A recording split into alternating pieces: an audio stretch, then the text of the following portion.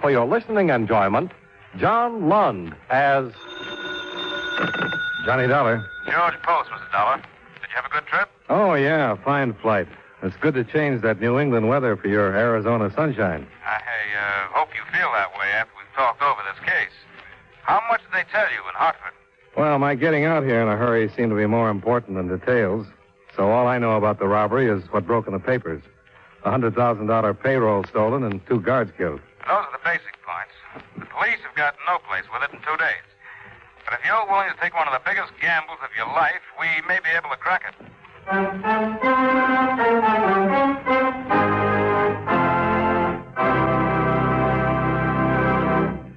We'll return to our program in just a few moments.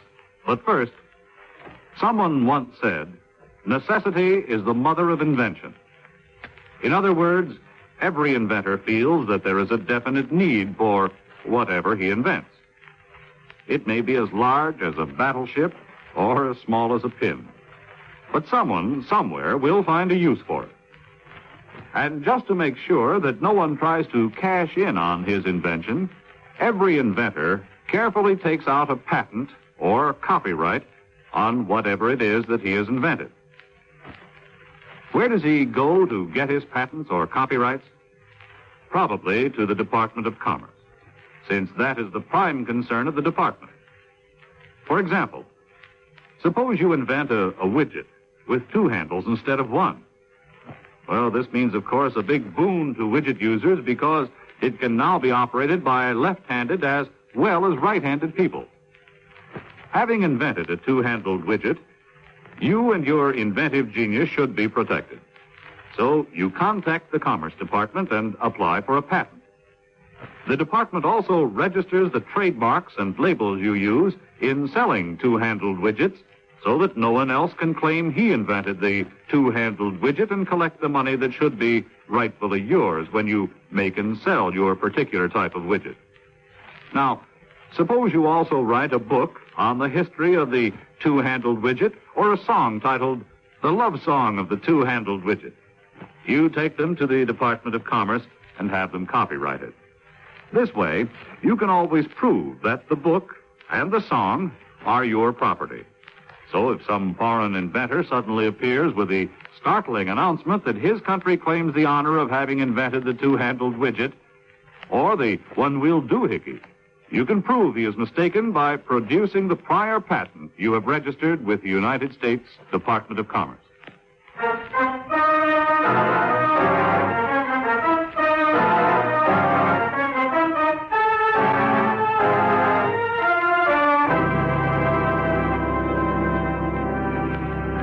Expense account submitted by Special Investigator Johnny Dollar to Home Office, Plymouth Insurance Company, Hartford, Connecticut.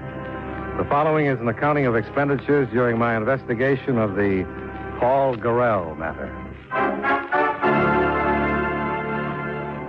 Expense account item 1, $153. Airfare and incidentals between Hartford and Phoenix, Arizona. On the way from my hotel to the Plymouth offices, I noticed that the afternoon papers were front-paging a report of the local killing of an unidentified man. I learned shortly afterward that the murder had an important bearing on my own foreseeable future. The story about it was displayed prominently on the desk of George Post, Plymouth's chief adjuster in Phoenix, when I got to his office.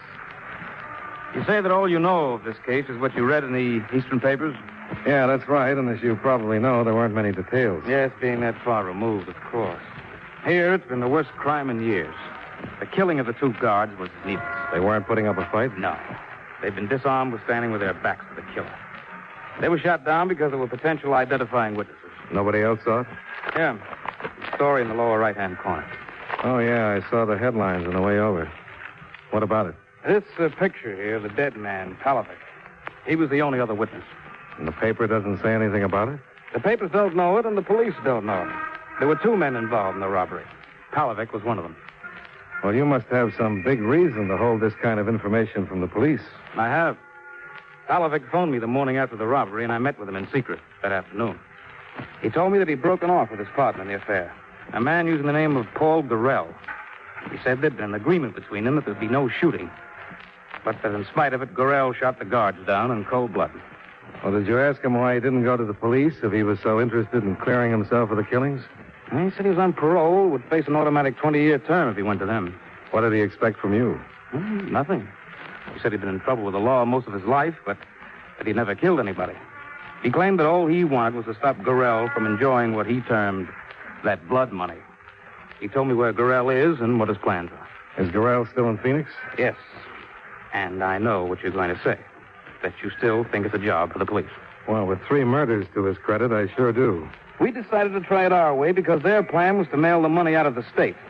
Palovich was sure that Gorrell has already sent it, but didn't know where, except that it was someplace in or near Los Angeles. Uh-huh. Any idea how he's going to try to get out of town? Yeah. It's one of those share-the-ride arrangements. You know, the kind that are advertised in the classified sections. This man is driving to Los Angeles and wanted passengers to share the expense and help with the driving. Both of them are going in the same car? Yeah. And since Palovich isn't going, there's room for me, huh? That's what I meant when I mentioned you're taking a gamble. There's no doubt that Gorrell is a completely ruthless killer. Now, will you go? Well, I don't like it for a lot of obvious reasons. But I wouldn't like a reputation for turning down cases either.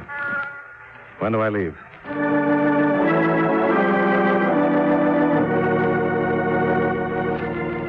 I understood why the company didn't want to involve the police.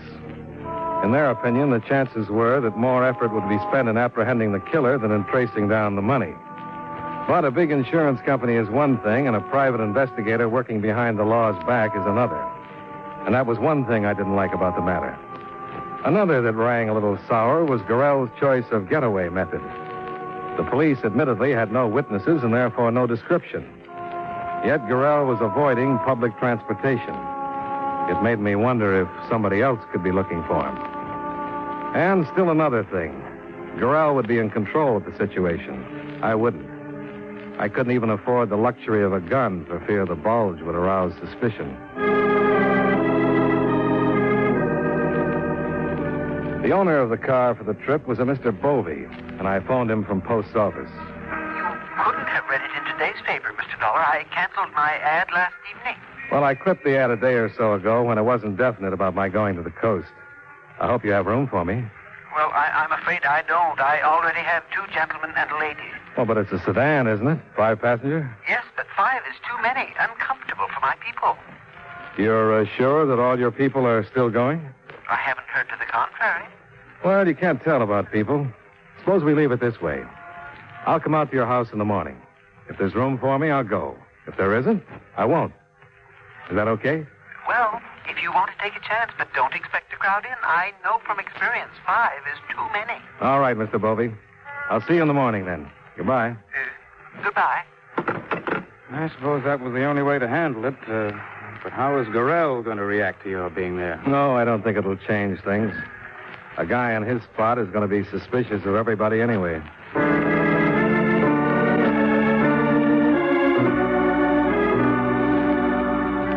At 9 the next morning, I arrived at Bovey's address in a Phoenix suburb. He left me in a seedy living room while he put his luggage in a car that was parked at the curb in front of the house. And a minute after he came back in, the doorbell rang, and he let Gorrell in. Just leave your luggage by the door, Mr. Gorrell. Your friend, he's not with you. Brother came up. Some business deal, so he couldn't come. But why didn't he let me know? Yes, he figured I would, because I made all the arrangements with you. And all the time I thought he'd call. Well, Mr. Dollar, did you hear that? Yeah, looks like I'm in luck. This is Mr. Gorrell. How are you? Hi, how are you? Mr. Dollar came this morning just on the chance that this might happen, so there'd be room for him. What, that somebody wouldn't show up? He must be psychic or something. Oh, no. Guy's got to get the breaks once in a while. Well, you two get acquainted while I pack the luggage. You, live here in Phoenix? No, I'm from the East. Connecticut.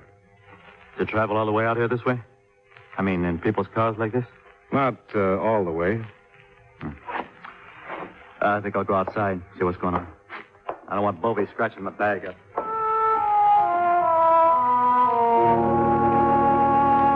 Nothing except 2 cold blue eyes that moved around too much would have given him away for what he was.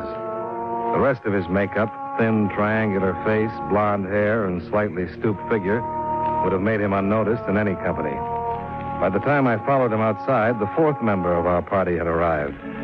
She was a not unattractive brunette wearing harlequin sunglasses that made her look frightened. I wondered how she'd look if she knew who her traveling companions were. This is Mr. Shelton and Mr. Dollar. Miss Shelton? Hi.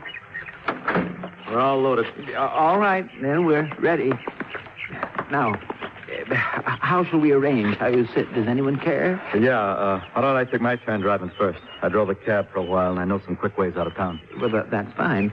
Miss Shelton, will you sit in the back with Mr. Dollar? I like to ride in front in my own car. It's all right with me. Thank you, Mr. Dollar.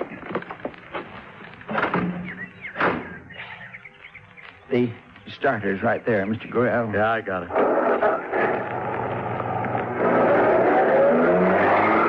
Well, now, I'd say we got a nice early start. Which way are you going, Mr. Gorrell? North on Mission Drive? That's right. I turn off on Northern and hit the highway. Miss that long stretch of traffic out towards Peoria. Yes, but now, this is out of the way. It just seems like it. You leave it to me. I know this town like a book.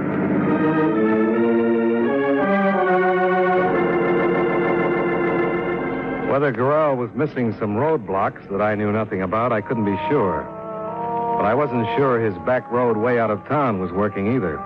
As we pulled away from Bovey's house, I glanced up the block and saw a green coupe nose into the street behind us. You know this neighborhood, Dollar? No, never been through it. Why? The way you were looking around, if you were trying to spot an old landmark or something. Well, just trying to memorize my way back in case you get lost. You don't trust me? You want I should pull over so you can drive? Please, Mr. Gorrell, he didn't mean anything like that. He was only making a joke. What's the matter with him to get sore about a thing like that? What did you say, lady? I didn't quite catch it. You weren't supposed to catch it. I must say, this trip is off to a dandy start with you snapping everybody's head off. Please, there's no reason for it to be unpleasant. We've got a long way to go.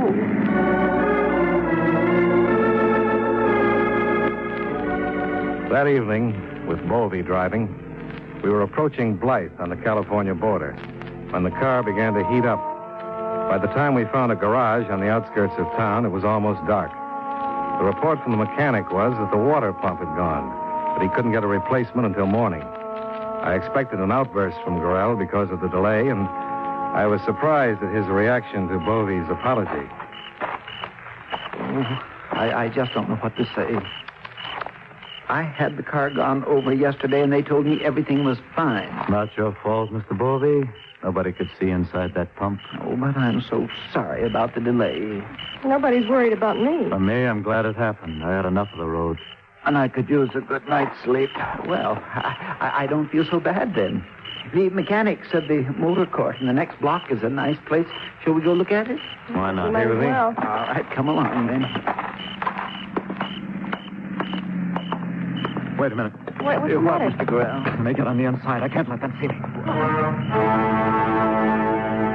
He wanted to run as the green coupe slowly came abreast of us, but he didn't. I expected gunfire, but none came. Only the beam of a flashlight that held briefly on Gorrell and then snapped off.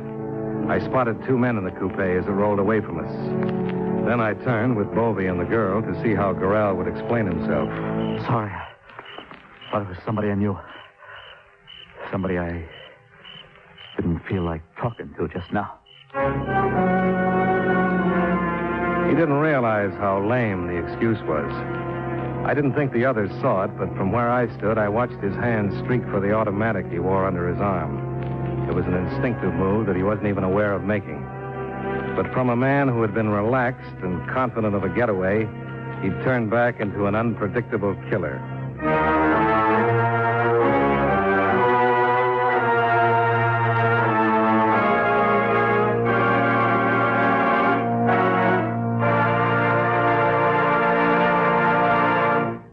You know, many great men have attained the highest office in our land, the presidency of the United States. Can you guess the name of this man? The presidency was the first and only public office he ever held. He never went to school, but was taught at home by a tutor. Like his father, he also became a military man and remained in the service until his nomination to the presidency in 1848. He was the second and last member of the Whig Party to become president. If you don't have his name by now, here's another clue. During his presidency, gold was discovered in California. Who was he? Zachary Taylor, 12th President of the United States. His life is part of your American heritage. And now, with our star, John Lund, we bring you the second act of Yours Truly, Johnny Dollar.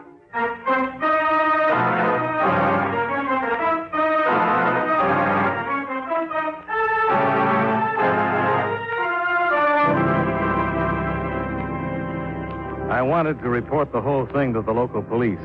If I had, I might have prevented a lot of trouble. But I didn't. We checked into the motor court, and about 20 minutes later, Gorrell showed up at my room. Has Wolvie been to see you? Why, no. The Dane? No. I figured they might on account of that performance I put on out there. The truth is, I got in some trouble in Phoenix, and my nerves aren't so good. That's okay. I'm not curious. Yeah, well, I didn't want you to think I'm nuts or anything like that. I thought maybe you could tell the others. Yeah, I wouldn't want Bobby to dump me out of the trip. I haven't got enough to get to L.A. any other way. But look at this wallet. See? A single and one pin. That's my stake. That's running pretty close. I wish I could help you out. No, I'm not making a touch. I can scrape up some when I hit L.A., but... well, I'd like it if you told the others. It's up to you. Yeah, you see, I got into a card game with these two guys in Phoenix. I was drinking. I let the stakes get higher than I should have, and I lost more than I could pay. So, I ran out on them. Those were the men that drove by? Yeah, I'm pretty sure they were. Well, if they followed you this far, don't you think they'll follow you the rest of the way? I don't know. Say, you got anything lined up out there? Oh, nothing definite. Why? Well, if they're still on me, maybe I could use some help getting things straightened out, you know? I'd make it worth your while. What kind of help? I will see how things stack up when we get there. Anybody that travels like this could use a few extra bucks. You can't kid me there. Yeah, that's right. Okay. You tell Bovey and the dame what I said. And then maybe you and me can give each other a hand. Maybe. Well, I'll see you in the morning. I hear we're going to get an early start.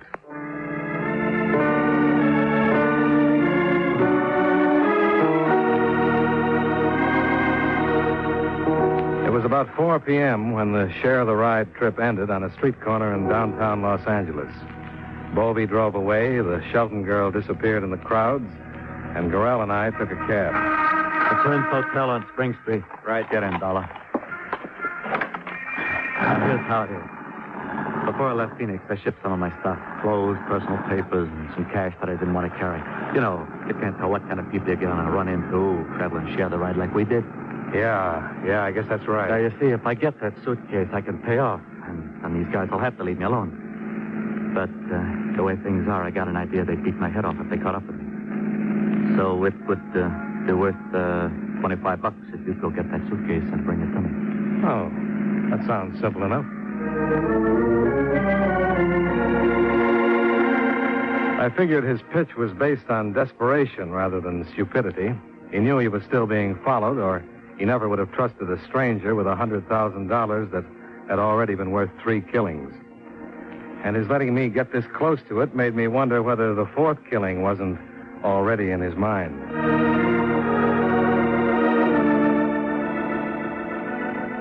We both checked into the Prince Hotel, and in his room, he gave me the express receipt I'd need to pick up the suitcase.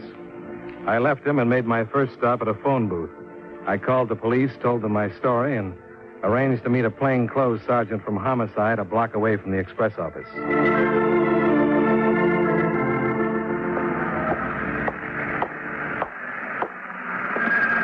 Your name, Dollar? That's right. I'm Sergeant Mason. I don't know what to make of this story of yours. Well, that's just why I asked if you could meet me. I want you on hand when I deliver that suitcase. How come you didn't check with the Phoenix boys before you left? You like to stick your neck out, or you got some other reason? I told the lieutenant it was the company's idea, not mine. You got some identification? Yeah. Here you are. Yeah, okay, Dollar. But I don't go for you private boys that play at lone wolf till it gets too hot and then yell for us. I'll go along because I've been ordered to. But don't think I'm eager. I gathered that.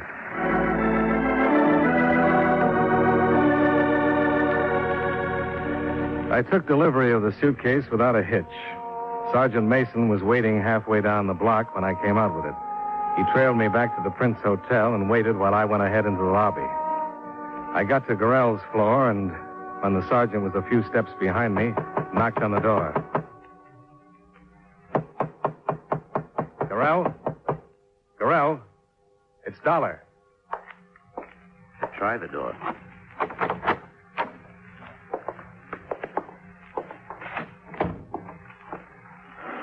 Well?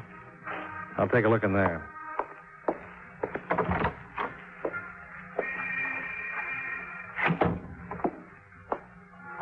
Well, his stuff's still here. There's no sign of a struggle. No sign of anything. Do you have any idea how empty the story of yours sounds, Dollar? Yeah, I suppose it does. But how about coming to my room? We'll get this suitcase open. No, not with me there. If you'd played it level with the Phoenix police and we had a go-ahead from them, yes. But I've got no right to break into somebody's personal property on your say-so. You're leaving? That's right. And if your story's true, I feel sorry for you. I'd hate to be playing it alone. But officially, you've given me nothing but a trip across town and some talk. I gotta have witnesses and evidence to work with. If you come up with some, just call the department.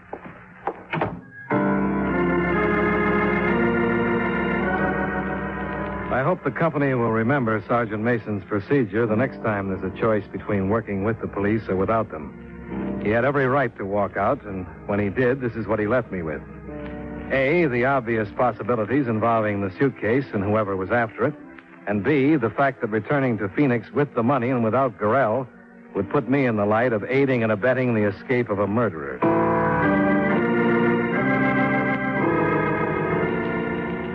It was then 6 o'clock. I checked Gorrell's suitcase at a bus station a short distance away. Then I grabbed a quick sandwich and went back to my room to wait. At 7:45, there was a knock on my door.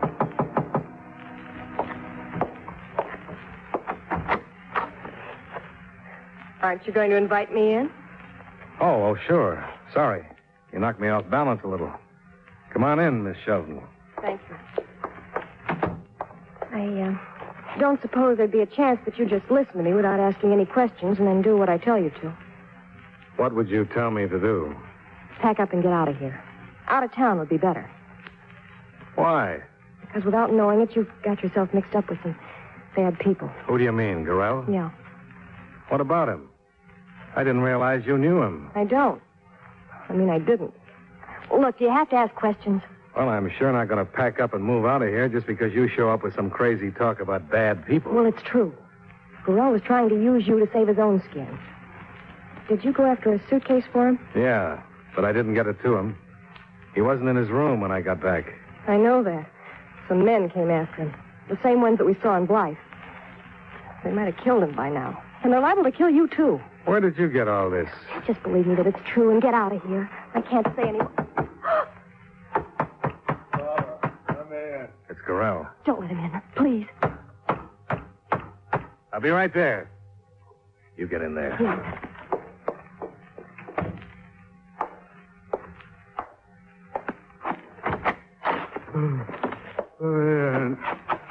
What happened to you? Got away from came for my suitcase. Good.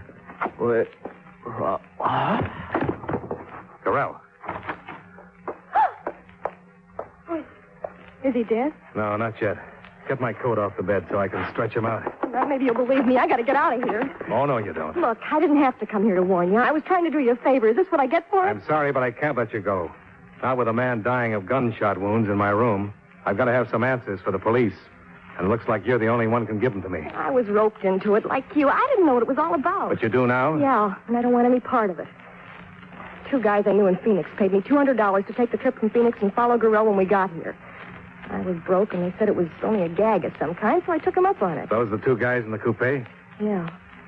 Then when they got Gorrell tonight, and I heard them talking about robbery and killing, it began to catch on. They were the ones that pulled that payroll robbery in Phoenix. You didn't know till then? I sure didn't. Look, I'm no angel, but I'd never have anything to do with this kind of business. Now, what's the rest of it? Well, there were 4 of them that planned it, but Gorrell tried to get away with the money by himself.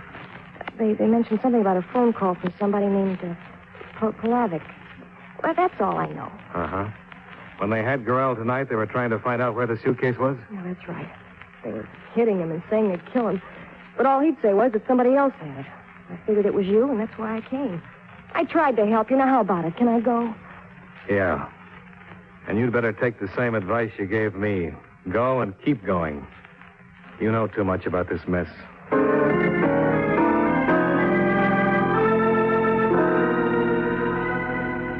After she left, I called Sergeant Mason in the emergency hospital. Gorrell was still unconscious when I opened the door about 15 minutes later.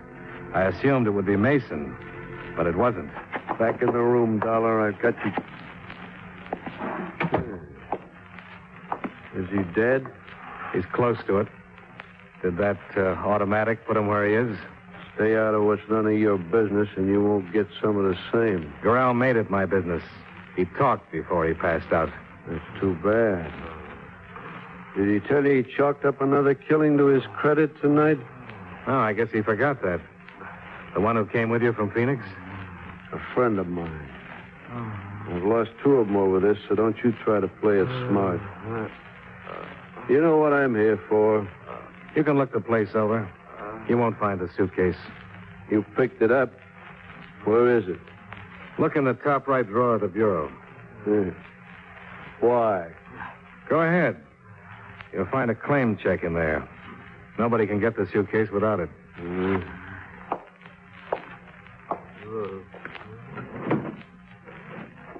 Just don't say where it is. Where did you leave it? It's in a bus station. If you leave by the rear door, you go down the alley to the... You keep quiet.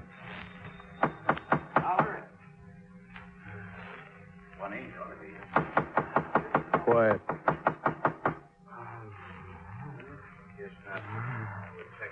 Paris. Shut up. I'll get...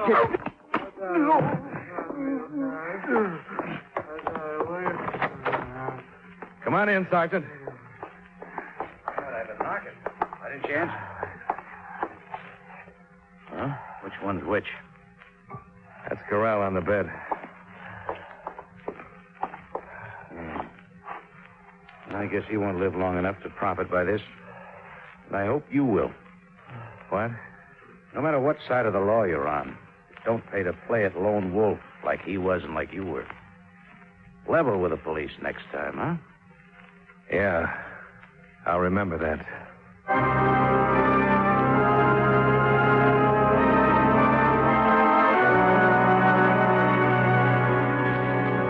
Expense account item 2, $63.80. Miscellaneous between Los Angeles and Phoenix. Item 3, same as item 1, transportation back to Hartford. Expense account total, $369.80. Yours truly, Johnny Dollar.